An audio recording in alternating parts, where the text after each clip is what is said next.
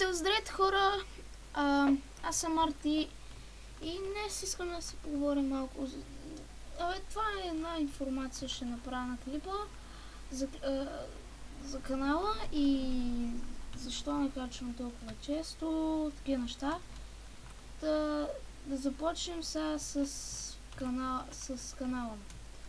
Сега ще се опитам след това клипче да качвам всеки ден видеа, някакви, ще видя на какво ще качвам, и след така, чакай сега, опа, обърках се нещо. Да, ще се опитвам, ще се опитвам да качвам всеки ден видеа, но до 15 това ще бъде, защото след 15 най-много след 15 септември, най-много едно клипче събота или неделя, защото имам да уча и да ви питам нещо сега за канала, да напишете ако искате на какво да снимам и какво друго. Чакай сега да сета нещо друго. Ако може да напишете, защото нещо като пусна някой клипче, примерно 3 пъти, се брои се едно 3 различни човека са го гледали. В смисъл, нали, на клипа имам примерно 30 гледания. Пускам клипчето 3 пъти и имам 33 гледания. Това не знам как да го направя, за да се брои само веднъж, че съм го гледал вече клипчето.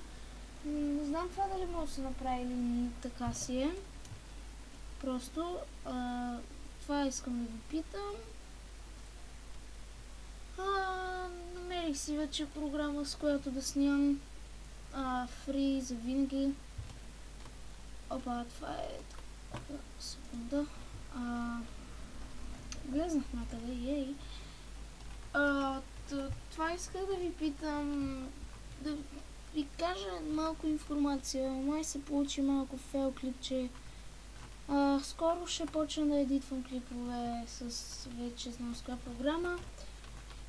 И да, какво друго да кажа. След това клипче ще кача още едно, а не баш веднага, след примерно няколко часа.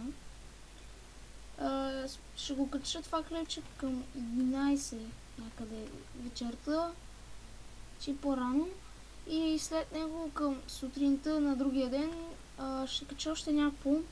Не знам какво ще бъде, ще видя какво да бъде на CS, може да бъде или на Лига. Ще видя. Ще видя. Какво друго? Извинявайте, ако чувате ми излишни звуци. Някакво друго според мен да кажа. Надявам се клипчето да... Надявам се клипа да ви е харесал. Харесайте, абонирайте, коментирайте. И да, до скоро!